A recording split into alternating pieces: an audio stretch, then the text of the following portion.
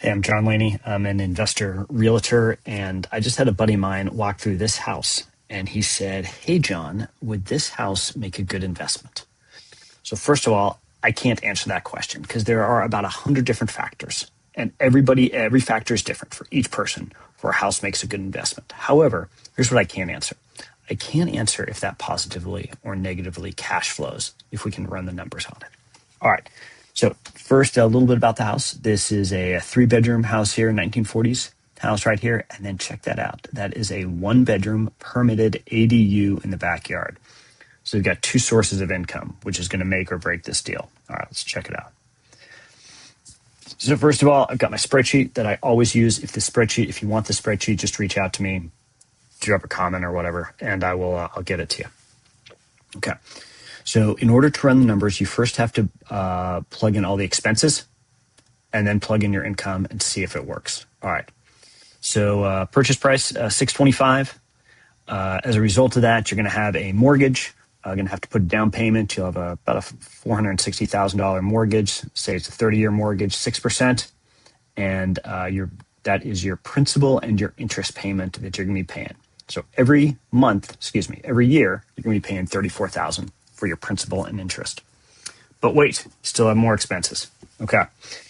So this assumes that you're going to manage your property yourself. You've also got repairs and capital expenses. So every 25 years, the roof is going to go out. You're going to have to do plumbing repairs. The water heater and the dishwasher and all that stuff is going to go out. So you're going to have to budget for replacement for that. No utilities since you're renting this one out.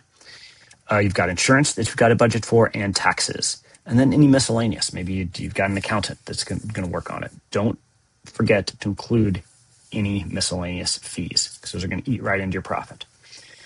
Okay, speaking of profit, how much are you going to get? So here's the way that I estimate our rental prices. I'll go to Zillow and I'll just pull up similar prices here. Make a real rough number. Now, it's important, super critical that you get your good numbers and that you don't fudge these numbers. Because if you fudge them, you're going to buy the property and then your numbers aren't going to work. So for the first unit, for the ADU, I'm assuming based off of other apartments that be about $1,600 a month. For the second unit, the 3-bedroom, I put that at about $2,500 a month based off of other similar comps in the Newberg area. So that's going to bring you about $50K of rent. Don't forget your place is going to be vacant. Every once in a while, it's not going to be rented the whole time. Bringing you about $46,000 of rent, of yearly rent. All right, so got $46,000 of money coming in, $34,13 coming out, and what is your number? You are almost breaking even. Now, so you like the property, still want to look at it. There's some ways you can tweak this to maybe sweeten this up. Now, be super careful because you can just tweak yourself. You can walk yourself right into the best property ever on a spreadsheet. So be careful as you do this.